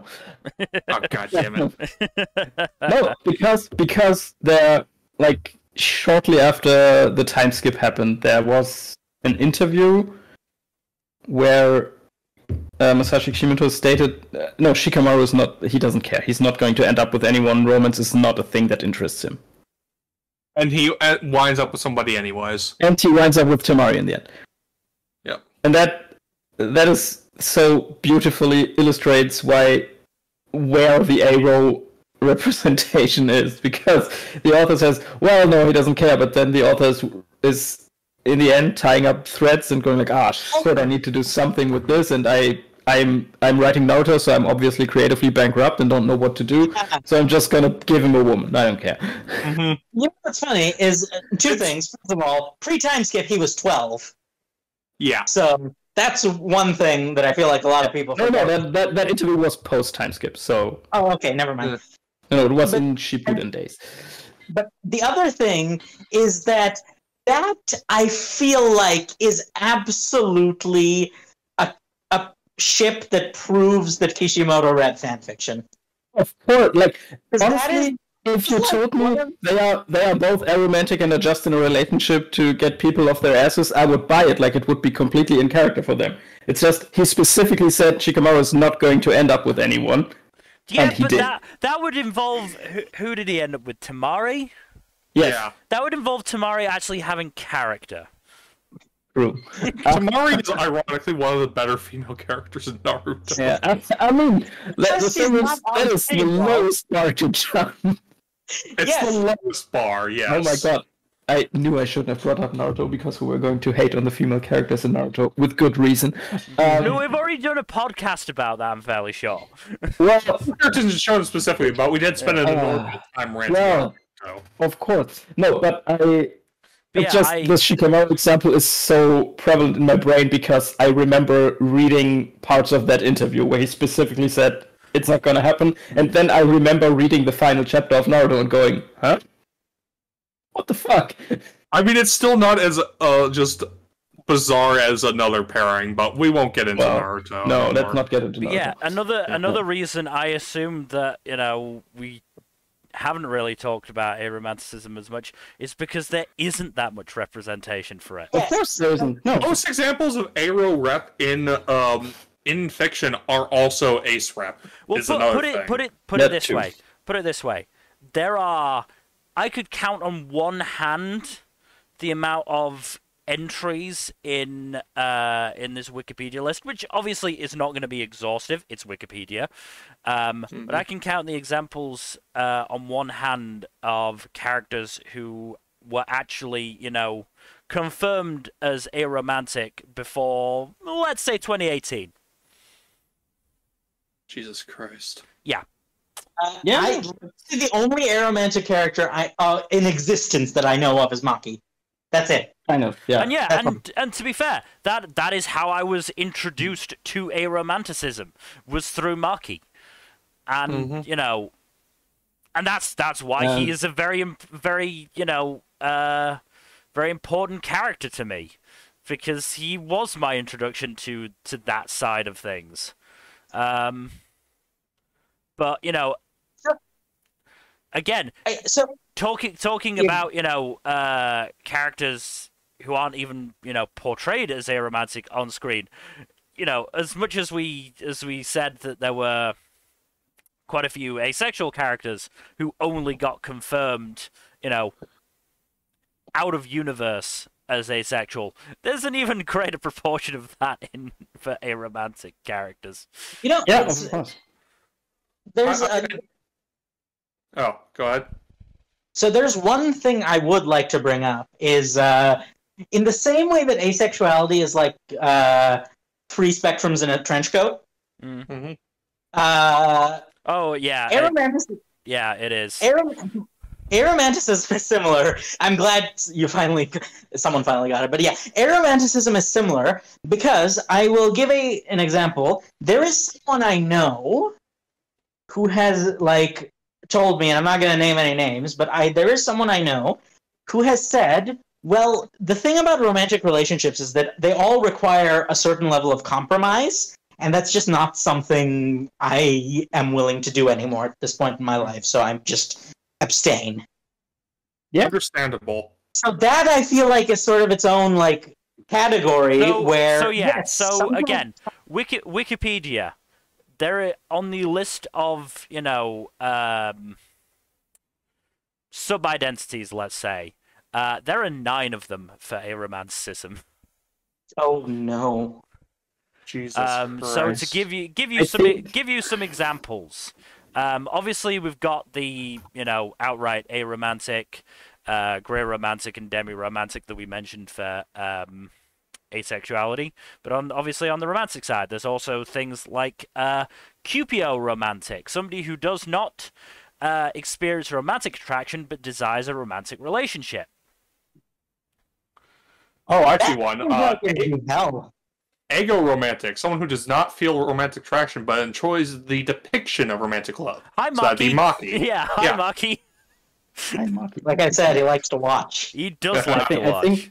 I think another thing about aromantic representation is not only do most stories focus on romance, it's also the way they focus on romance. Because again, to make incredibly low level examples is how many stories are there where the protagonist is like, no, I have this thing, and this thing is important to me. I don't know, it might be my job in the big city, or the fact that I'm a knight of the queen, or whatever.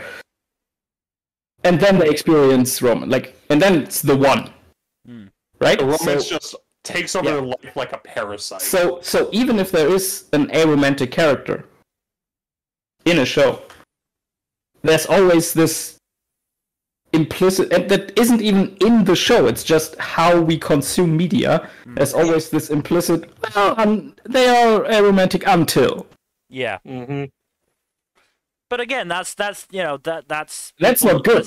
That's people not again, taking, not an not excuse. It's a challenge. Yeah, that's people not taking aromanticism and asexuality seriously. Oh, it's just a phase. But it's also looking at this Wikipedia, but it's not going to last. Yeah, but also looking at this Wikipedia list of fictional aromantic characters. Yeah. There's notes to every character, and almost not all of them, but almost all of them, it feels like, are well, the author confirmed, or that's what I was saying. Because it never happens in the show, because it's because it's too hard. Yeah. Yep. There is And I get that it's too hard. It's not too hard because it's difficult to say, well, this person doesn't have romantic attraction. But because when you're telling a story, again, that must be fair to say, even with regards to representation. When you're telling a story, you can't really devote, a lot of time to saying, well, this person doesn't do X. That's not really how stories work. So there is one example on the page of a character who does have basically at least a good chunk of an episode devoted to they're coming out as Arrow Ace, and that's Taliesin's character in Critical Role Campaign 2. Yes, and that was well done. That worked. But that is also, I mean, it's definitely it's one D&D, of the few. It works very differently from other media. Yeah, D&D is one of those things where I don't think yes, it's representation, but it's the flavor of representation is very different from any other medium you can think of. D&D works differently. Yeah. No, I think that was really well done. When that episode when that aired, I saw that and I thought, no, that was that worked. That was good. That was a good version of representation of an aromantic character. But yeah, the way they did that would be hard to translate into other pieces of media. Yeah, because most of them don't have the time that D&D Yeah, does. exactly. You can't really... Like, you have 20 minutes in an episode. And you have 12 episodes a season. You need to tell a story. So what can you devote time 40, to? And depending on the format. Actually, Yes. just going back to that Critical Role example, it's confirmed in the campaign that the character is asexual, but it took a tweet to confirm that they were aromantic. Huh.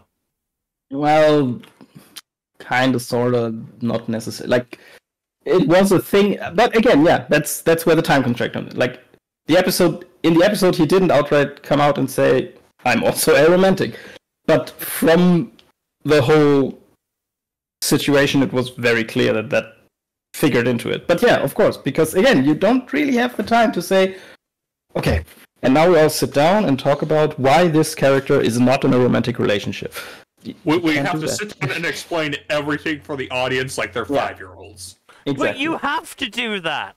Audiences are idiots. Yeah, lowest common denominator. Sadly, that is the law when it comes to Audiences are fucking stupid. And like, I hate that. I can't argue against that. Yeah, I hate that, but I get that. Like, when you're making a show, and your options are either devote a pretty substantial amount of time to a character being aromantic, or just not. Because here's this thing. Imagine, if you will, in your first episode, one character does that. He sits down with another character and goes, "Well, I'm aromantic. This means I don't really feel romantic attraction to people. No, it's not a gay thing. I'm not closeted. No," and goes through that whole thing. And episode 2 airs, and some asshole on Twitter is going to be like, "Well, but this week they're gonna," you know? So you have to belabor that point again and again and again. If that's not what your show is about. Yeah, no. Then again, can't do Twitter that. assholes are going to be Twitter assholes, so... Yeah, but I think in this particular case, it wouldn't just be one asshole. It would be a ton of people who would go say, "Well, they just haven't found the right person yet." Oh yeah, the I would crowd. I would be okay if he were gay, but he will find someone sooner or later. Like, that would just be a thing. And if you don't want that, you have to belabor that point again and again and again, and you just can't do that if your show is actually about, I don't know, fucking spaceships. Hey, Lord, do you remember Sherlock? Oh no! So, I haven't watched the final series because in the I canon was well of and the truly books, done at that point. in the canon of the books by Sir Arthur Conan Doyle, Yeah. there is a very easy, very strong argument to be made that Sherlock Holmes is asexual. Yes, He does not express any interest in romance whatsoever, and Gold aromantic, Angler, not who is asexual. all too commonly shipped with him Well, for whatever fucking reason, is not interested in him, No, and no, never not at even all. pretends to be. I don't know why people... Actually, I know why people insist Because on she's it. the one named woman in the fucking... Ugh, I hate that. And let's not even get into the Holmes Watson stuff. Yeah, no, let's not get into that at all. Sherlock Holmes is like one of the classic examples of a Almost character certainly a romantic character, yeah. yeah, almost certainly Aero Ace. But people are going to ignore that anyways because shipper's gonna ship. Yeah, I mean, I because also have an example. I have a be more super allonormative. Yeah, I have a more more recent example of that. Peridot from Steven Universe. Yeah, I remember a lot of people were shipping her with I think it was Lapis and Lapis and or Amethyst. They lived Amethyst, together yeah. for a few episodes, you know what that means. they gotta be shipped together. Mates. But yeah, Rebecca Sugar I think later confirmed that Peridot is Aero Ace. Mm-hmm. The very least, a storyboard artist has done it. I'm not sure if Rebecca Sugar has No, herself. okay, so it was a storyboard artist. Well, but I would assume that Rebecca Sugar was on board with that, from what I know of her. Here's the thing. I can believe that Sherlock Holmes is aromantic. However, you just know Sherlock Holmes was a freak.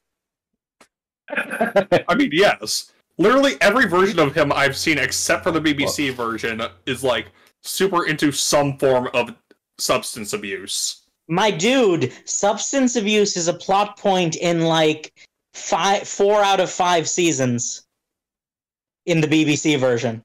Oh, okay, I didn't know that. I thought there were only 4 like seasons of Sherlock. All of the drugs. Okay, yeah, that tracks. Hell, even the Fate version of Sherlock has him constantly looking for drugs. Because that is like an essential part of Sherlock Holmes as a character. I was saying, it's like one of the 3 things everyone knows about him. Yeah. Sherlock Holmes does drugs. Smart head drugs. I mean, look, I'm just saying, Arthur Conan Doyle may not have intended this, but I'm just saying, they may not have been romantically interested, but I'm sure Sherlock and Watson at least gave it a shot. I would not be surprised if Holmes did it, if for no other reason than to see what it felt like. And of course, convincing Watson would not have been particularly difficult. Oh, of course. Of course. Elementary, my dear Watson, drop your pants. Yes. Now, there's... I haven't read enough Sherlock Holmes to write fanfic about him. But, yeah, I think... that's one of the particularly difficult things for people to wrap their heads around, even more so, because human beings are social animals. This is not a contentious topic. No, this is just a biological fact of nature and science. Human beings are social animals. What people don't understand is that social is not equal to romantic. Oh, no, of course not. The desire for companionship is never inherently sexual or romantic. But that is, I think, what trips people up. Yeah. But I mean, that fucks people up in heterosexual situations already. Like, I think part of the reason... many people say shit like, well, men and women can't really be friends. Yeah, that's one of my most abhorred. Hi, Persona 3 creator. But I mean, honestly, if I can say something on the sure. I think part of the reason that that asexuality is so just like ignored or steamrolled is because of the joint overemphasis on romantic relationships and the devaluation of friendship in favor of romance. Yeah, because people seem to think like a romantic relationship is inherently superior to any other relationship. Yeah, be it friendship, familial. Just look at the. Like, this is a stupid example, but just look at the Frodo and Sam shipping from Lord of the Rings, from the movies. Because people just could not get it in their heads that was just fucking close friendship. I mean, the fact that you have to say it's just friendship, though, like... Okay, well, people assume that friendship is lesser. Example. You know what? I think a good example might be Legolas and Gimli. Yeah, because with them it works, because, well, Legolas is much too pretty for Gimli. Oh, and God. I promise you that's the reason that people don't ship them. Yes, that is absolutely the reason, is like people want to project too much. But no, here's the thing. Like, I will... 2 things regarding that. One, this devaluation of friendship as opposed to romance is something that comes up in real life depressingly often. I have seen so often where people will completely abandon their friends whenever they get into a romantic relationship, regardless of whether or not that romantic relationship is going to be long-term or if it works or what have you. Or even if it's healthy. Yes, right? So people just value that so much more. It's just mind-boggling to me, especially as someone for whom that's not necessarily the case. Like, I'll just use my personal example. I crave social contact, just do not want anything to do with a romantic relationship. Understandable, honestly. Right? It's just it's just something that I can't wrap my head around, that what is it about a romantic relationship? Well, okay, there's a lot of reasons on a biological level I can understand.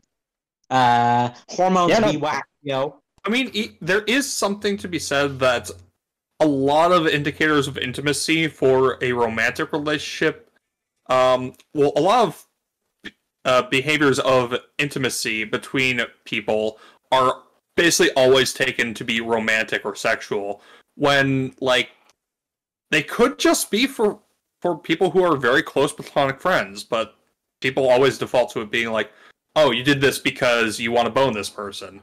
That's clearly the reason you are acting this way, and not just because you crave or you desire to just have some form of closeness to somebody. Yeah, like some people are just very touchy. Yeah.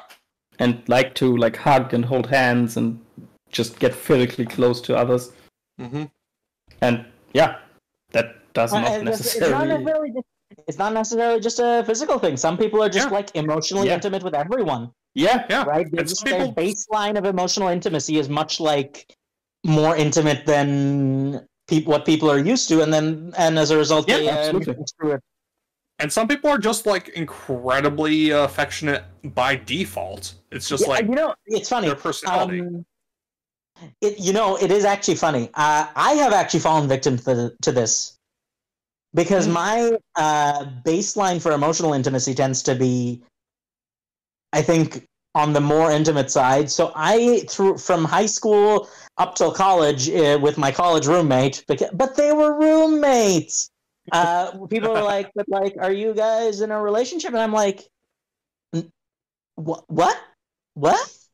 No, it just didn't even like occur to me that was. But like, no, I have had that be like again. I had a lot of people asking me in high school, sort of like, "Are you gay? Why are you so close to your friend or whatever?" And I'm just like, "No, that's not what that means." Yeah, and like honestly, I think that is why you see so little aromantic representation, because even if you did it, it would be so hard to explain to the majority of people who consume whatever piece of media you're making, that for most people it's just like, it's either not worth the effort, which is sad because representation should be worth the effort, or it's just something that gets cut for story focus reasons, and that makes sense to me. Like, again, you have to tell a story first because that's what making narrative media is. Yeah. That's true, but as you've said, that's true, but it's also not necessarily an excuse. No, it's never an excuse. Like, you should try your best to do the work, but at some point, but I understand also that at some point, as something's a creator, gotta give. You have to give at some point. Yeah. Something, kill your darlings. Yeah, I mean, yeah, that's really it. I get that there's little Aro representation more than I get that there's little Ace representation, because while I think Ace is technically more complex, Aro is harder to explain because of just what you just said, because of the baseline of how people approach, especially in media, the depiction of relationships.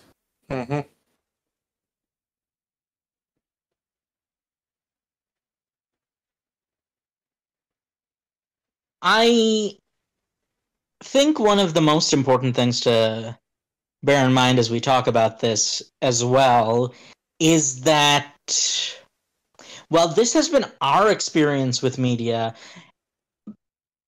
All of us have a relatively high level of media literacy and critical engagement with media. Yes. Of course. Yeah. I would agree to that, yes. I think that's just something that for a lot of people it doesn't even for people who are like on the spectrum, for example. Yeah, no. I think isn't a priority for them. We often say that as a joke, especially with regards to very obviously gay characters, that whole, well, they're just friends thing. I mean, I always like to tell this story of reading the comments for what was it, Given episode 7, where somebody's like, wait, this show is gay? Yeah, exactly. Like, some people God. literally can't see it. There are people right now watching Birdie Wing not seeing it. Oh my god. And I always, I think that is one of the funniest jokes you can make about a show like Birdie Wing, going, well, I don't see it, they're just friends. But also, legit, there are people who legit think that. To be fair, that joke's only funny if it is actually proven wrong. Yeah, that too. If it's not proven wrong, then it's just very sad. Not to reheat an argument we had, I think, last year at around this time, but the standards for proven wrong are obviously always difficult to pin down. Yep. But no, of course, that makes the joke all the more funny, but yeah. Just, again, you can't forget that there are legit people who can only parse what they are specifically told by a piece of media. And, that's fine. Maybe they just don't consume a lot of that piece of media and don't know the shorthand and don't really understand subtext. That's okay. It's just a thing. And there's also people who could do it, but simply choose but not don't want to. Yeah, of course. But and people, then there's all the those people can takes fuck as well. themselves. Yeah, those people can just fuck themselves. Well, no, not all of them, because I'm referring to there's people who just want to turn their brain off when consuming media. They're not necessarily doing it maliciously. They're just Everyone is deliberately disingenuous about it. No, but there are, of course, a lot of bad faith. There's a lot of people who are deliberately disingenuous. Yes. Oh, absolutely. God, I still this has nothing to do with Ace representation, but I do still remember when The Legend of Korra ended, and there was just a subset of people watching who were like, "What? No, this doesn't mean anything." Come on, guys. I love that they said this, and not even a full day later, the creators come out and say, "Yeah, no, this was intended." Yes. We couldn't go. We couldn't go the full way on screen because Nickelodeon's dumb standards and practices and whatnot. But this was definitely intentional. Yeah, no, that was good times. But no, I think that can't be forgotten. That media literacy is. I don't know if it's at an all-time low. It sometimes feels like that, but either way, there are just some people who aren't particularly media literate, and they won't see it, no matter what the fuck you do. You know what's interesting? I think the proportion of people who are literate but media illiterate is at an all-time low. I think the only way, because I think in the past, the overall literacy was just lower. Yeah. But I think we are at a period of time where the amount of the standards of literacy and literacy rates across the world have reached an all-time high, proportionally speaking, but media literacy has not increased at all. Well, I think in proportion you can probably say that just because more people consume media, less of those people will be incredibly media literate. Whereas, 200 years ago, the 20 people in the city who could read also were media literate because that was literally the thing they do. Yeah, you can probably say that. It's just I think in terms of, it's just I think media literacy, I think the same percentage of people are media literate. No, not the same percentage. The same absolute number of people are media literate. Yeah, that was what I was saying. The same which means the percentage is much lower. Yes. That might be true, yes. Yes, that's what I was trying to say. That might be true. I mean, I don't know. It's we don't have data on this. It's just we don't have the data, but that's just it definitely feels like that sometimes. It is so fucking subjective. Yeah. But Yes. I mean, I remember that weird Twitter thread with the guy who was like, well, if I were Shinji, I would just have fucking killed the angels. Like, dude, are you capable of media? What are you even doing? So no, it feels like people are weirdly media illiterate. Some of them very deliberately and obnoxiously so, others just because they are, well, that's just what it is.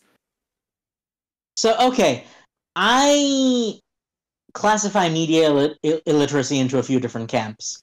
There's the people who are ignorantly but not maliciously media illiterate, There's the people who are maliciously media illiterate, and then there's the people who are ignorantly media illiterate and take pride in that. You can't forget. I'd say there's another category I think you should take into account, and that's the people who think they're media literate but are actually media illiterate because they have their head up their ass. So us. Well, I mean Dunning-Kruger and all that.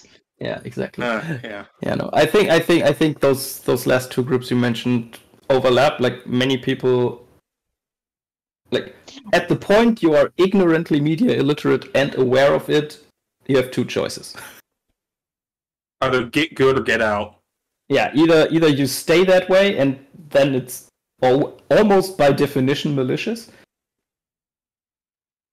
What I mean is that there just seems to be a pretty large proportion of people, I've met a few, who, whenever you try and point out something, talk down to you in a condescending tone, like, well, I don't, think that hard about the media I consume. I just turn my brain off and watch it. One of my favorite rebukes to that is, would you say that about food? Like yeah. if you went to a restaurant and you just get complete shit, are you just saying, well, it's not supposed to taste good? Because even bad food tastes good. Like, that's the point of bad food, to taste good and be shit. Like, nobody would ever say about food, well, it's not supposed to taste good. Yeah, but it's just like, I mean, we know a few of those people mutually. I'm not going to name any names. Just so many people are like, well, there's a certain server that we all came from that definitely. Let's not go there. We can discuss that off stream. What gets me is there's a level of condescension that I just don't understand with regard to media literacy. Where people who are not media literate will condescend to you if you try to be media literate. I know what you mean. So I don't really get that either. Yeah. I think, oh my god, this was ages ago. That was when I regularly read crack.com, so probably like 15-ish years ago. Cracked.com, I think its heyday was in like late 2000s, early 2010s. Yeah, so this has been quite a while ago. Yeah, but there was an article on there that basically complained about this as well, and talked about this, about how people are like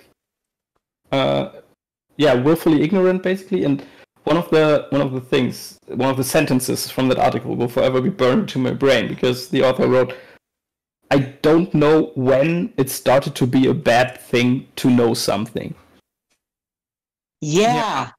And that is very much like, that is applicable to this, where people are just like, well, okay, you read it like that, but I don't want that. I want that pure experience. I don't want more knowledge about this thing. And that is so weird. Like, but I mean, that is to me a form of media illiteracy, because I am very capable of not turning my brain off. I don't really like that phrase, but I am very capable of enjoying things that aren't good. Yeah. Look, we all have trash that we love to shovel. It's not even a guilty pleasure thing or anything. I can watch something and be like, yes, this thoroughly entertained me, and it was complete trash. And probably even, I don't know, bad, problematic, or whatever. But this willful ignorance of going, I don't even want to question this. Like, I enjoyed it, and I don't want to question it, because if I do that, I mean, that's this weird internet thing. Like, you can't just like something. It's either the best thing ever or the worst thing ever. Yeah, right? On a certain level, I can understand wanting to defend something you enjoy, but at the same time, you have to. I think it's important to recognize the flaws in what you enjoy. But here's the thing: how can you defend it if you don't know what needs to be defended? It's not a defense to say I don't want to think about it. No, that's another thing, is that Stephanie Sterling brought this up, and I still think the Jimquisition is one of the best internet content things on the platform, is that for a lot of people, their tastes and preference in media isn't an opinion anymore. Yeah. For a lot of people, they see that the idea that their favorite thing is good is an objective fact as opposed to a subjective opinion. And so when you are trying to point out flaws in those works, it's not like you're trying to give your opinion. It's like you're trying to say, well, up is down. Yeah, like it's not even like often in this discussion people used to say, well, people take attacks on the things they like as personal, and it's not even that anymore. You're not even attacking them personally, you're attacking reality. Yes, that's again that is exactly the point that she made on that episode. Again, referring to the her Tears of the Kingdom review, she gave it a 7 out of 10 because she thought it was good, but there were things that she didn't like, and and apparently that is just trying to fly in the face of reality. Okay, I will separate here between just talking about stuff with people and consuming reviews, because many people are just woefully incapable of consuming reviews in a productive manner. Which is entirely a different thing, but no, I definitely know what you mean. Like it's very. I mean, like the entire thing concerning that one wizard game that shall not be named recently, that was an example of that, right? Oh, you're attacking my childhood because you hate this game that's part of my childhood, even though it just came out. Exactly. All right, let me interrupt because we are at 2 hours, and I think we are now pretty far off topic. Yes. We are entirely off topic. Yes. It's also 1 a.m. here. No, it's an important topic for sure, but I think we should probably wrap it up now. Yeah, and this is a topic for a separate stream for sure. Yeah, I agree. Representation is hard. Do it when you can. And try your best to do it well. Yeah. No excuses, challenges. Yeah, just give it your best effort, right? Like, I mean, be sincere. I will quote something that I wrote to in response to somebody worrying about like writing representation in this era on my masters. And what I said was, all we as writers can do is avoid what we know to be offensive and harmful, listen to the members of the communities we're trying to write about when they speak up about their experiences or particular portrayals, and above all else, treat them as a regular part of the world. Yeah, and I think that's really it. One of the important things is just sincerity. Yeah. Like that's how you. That is the difference between having a piece of background information and tokenism. Is sincerity. Yeah, absolutely. Yeah, there is a huge difference between having side characters or extras just portray something as a way of normalizing it versus as a way of just having like, oh, here's your token gay kiss. Go have fun with that for all of 2 seconds, and then it can be just cut out in the international version. I mean, this obviously isn't Arrow or Ace rep, but Brooklyn Nine-Nine, how they portrayed Captain Holt as a gay character, perfect, absolutely perfect. Yeah. No. And like the very first episode is honestly one of the single best pieces of gay representation in that era, because all of the stuff was there. Yeah. Right? Like it's shown through that gag with Scully, who's like, Captain Holt's not gay. Captain Holt's gay. Just retire, man. Because, all the signs are there. All the signs are there. And, anyone who doesn't notice it is portrayed as a fucking idiot. Yeah, and it's just like... And what elevates that is that it's tied into the story because that is the reason it took so long for him to get captain. Right? Like, no, and that's the thing. It's a realistic portrayal. It doesn't sugarcoat things. It's not saying that his life has been perfect because he's gay. He has suffered discrimination because of it, but he is still himself. He is still he is still out. He is still living his life with his husband. Yeah, I think. But yes, we should wrap up. We should wrap up yeah. now. So thank you everybody for watching. Hopefully you have enjoyed us rambling on and on and on. We mostly stayed on topic this time, which is good. Yeah, mostly. Very good. Mostly. In terms of future stuff, Sunday should be D&D. We will try and let you know if something comes up. Tuesday and Thursday, I'm sure we'll do something gaming related. Not entirely sure what, but we'll do something. And then next Saturday, it's Return Saturday for the Paradox Hour, and it will be the Yuri Manga Sampler 2.0. Yep. Look forward to that. The whole new collection of things. I'm assuming for it's that all one. new? I have notes. Ooh, fun. Yes. Mostly new. I think we revisit one series. We are revisiting one series and talking about one or two others that we have mentioned before. We will just talk about stuff. So, it's going to be a fun time. Yeah. So the Yuri manga, we're not going to get through it without talking about Bloom into You. Yeah. So again, thank you everybody for watching. Please do give us a follow here on Twitch and on Twitter at storytime_net. And before we go, I'd like to thank GhostHand246 for your follow. It is very much appreciated, as always, as were your messages in the chat, even if we... ignored most of them, sorry about that. Yeah, didn't outright discuss. I think we discussed the general messages of them, but without actually drawing attention. Yeah, without actually, acknowledging them. Yeah. But... thank you for the follow. It is greatly appreciated. Otherwise, hopefully we'll see you on Sunday for D&D. Good night. Bye-bye. Later.